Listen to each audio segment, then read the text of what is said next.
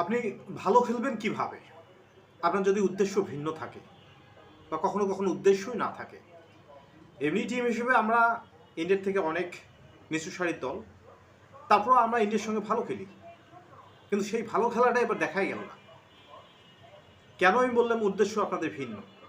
দেখুন, মাহমুদুল্লাহ রিয়াদ গেছে তার শেষ বয়সে, মানে এমন একটা খেলা খেলবে যেন তাকে হিরোর মতো মনে রাখে সবাই। নাজমুল হোসেন শান্ত, উনি তো ক্যাপ্টেন, কিন্তু উনি টিমে টিকে থাকার লড়াইয়ে গেছে। আর সবচেয়ে লজ্জাজনক বিষয়, মেহেদী হাসান মিরাজ, আপনি ব্যাট নিয়ে গেছেন, এমরুল কায়েস আপনাকে ব্যাট দিয়েছে বিরাট কোহলি এবং রোহিত শর্মাকে দেওয়ার জন্য। আচ্ছা, রোহিত শর্মা বিরাট কোহলির কি ব্যাটের অভাব পড়েছে? তারা কি কোনো বলেছে যে আপনাদের ব্যাট দরকার আমাদের?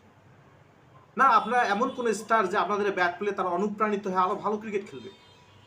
এর পিছনের উদ্দেশ্যটা সবাই বোঝা, ব্যবসা। এই ব্যবসাকে কেন্দ্র করে ইমরুল কায়েস, আপনার ফোন চেক করে দেখেন, ফোনের পর ফোন মেহেদী মিরাজকে দিয়েছে। কি করলা? বিরাট কোহলি রোহিত শর্মা কি ব্যাট নিতে চেয়েছে? নেওয়ার পর কি করলো, কি বললো, একটা ভিডিও পাঠাবি। এই যদি হয় প্রেশার বাংলাদেশ থেকে, আর মেহেদী মিরাজ তুলনামূলক বয়স কম, ম্যাচুর পেয়েছে, একটা তাড়না ছিল, তারও কোম্পানি, আবার ইমরুল কায়েসের ফোন, ভালো খেলবে কিভাবে? তার তো উদ্দেশ্য হলো যে কোনো মূল্যে বিরাট কোহলি এবং রোহিত শর্মাকে ব্যাট দুটো দেওয়া, ফ্রিতে বিজনেস করা। বিরাট কোহলি কি আপনাদের চেয়ে কম মেধাবী ভাই? রোহিত শর্মারা কি কম মেধাবী? জানে না যে ব্যাটটা আমাদের দ্বারায় তারা বিজ্ঞাপন করে নিচ্ছে? মেনে নিয়েছে কেন? ওরা সব কিছু বোঝে। বাংলাদেশের ক্রিকেটার ওরা, একসঙ্গে খেলেছি, একটা কোম্পানি দিয়েছে, করুক না একটু ব্যবসা। এই পজিটিভ মন মানসিকতায় নিয়েছে ব্যাটটা। আর এটা কি করলেন আপনারা? 4-5 দিন মিডিয়া কাভারেজ দিলেন, ব্যাট দিয়েছি, ব্যাট উপহার দিয়েছি, অমুক তমুক কত কি। এই ইমরুল কায়েস বছরের পর বছর সে অবহেলিত হয়েছে, এই বলে সে আলোচনায় ছিল সবসময়। যারা বলেন ইমরুল কায়েস অবহেলিত হয়েছে, এখন তার স্ট্যাটটা দেখুন, একটু ভালো করে স্ট্যাট দেখার পরে কথা বলবেন। ডোমেস্টিক ক্রিকেটে ভালো খেলা আর ইন্টারন্যাশনাল স্ট্যাট ভিন্ন বিষয়।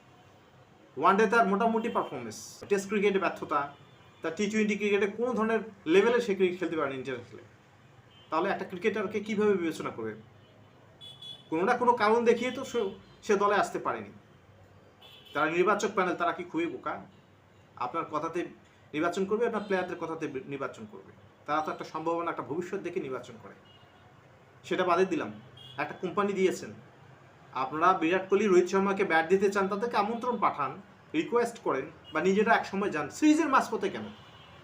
টেস্ট ক্রিকেট খেলতে গিয়েছে একটা প্লেয়ারের কনসেন্ট্রেশন লেভেল কতটুকু লাগে ইমরুল কায়েসরা জানে না?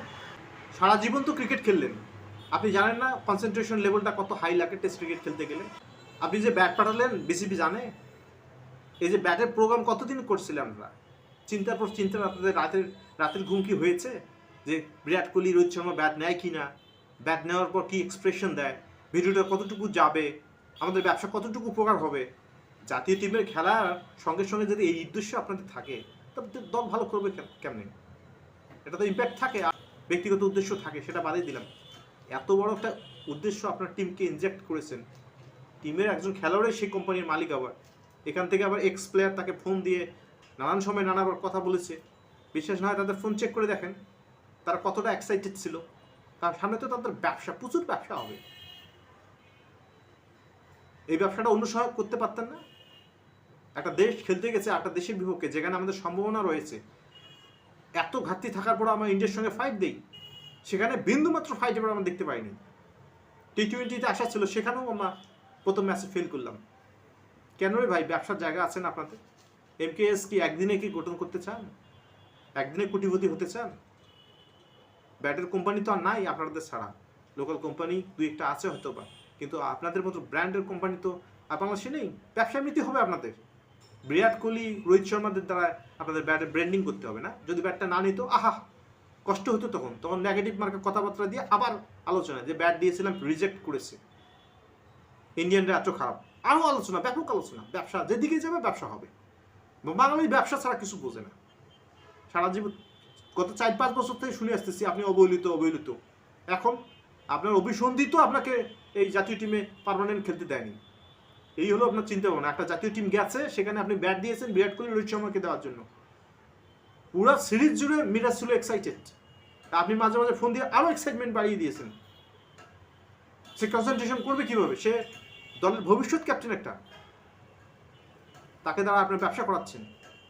এটা প্রোগ্রামটা অন্য সময় রাখতে পারতেন। আমার বিশ্বাস অন্য সময় প্রোগ্রাম রাখলেও বিরাট কোহলি, রোহিত শর্মারা ব্যাট নিত, কারণ তাদের মন খোলাসা।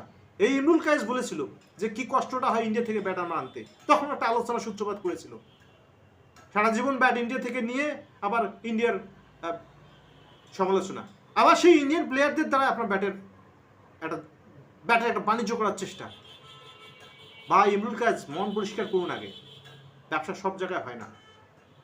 মেহেদী মিরাজকে মাথা নষ্ট করিয়েন না, সে ভবিষ্যৎ ক্যাপ্টেন বাংলাদেশ টিমের।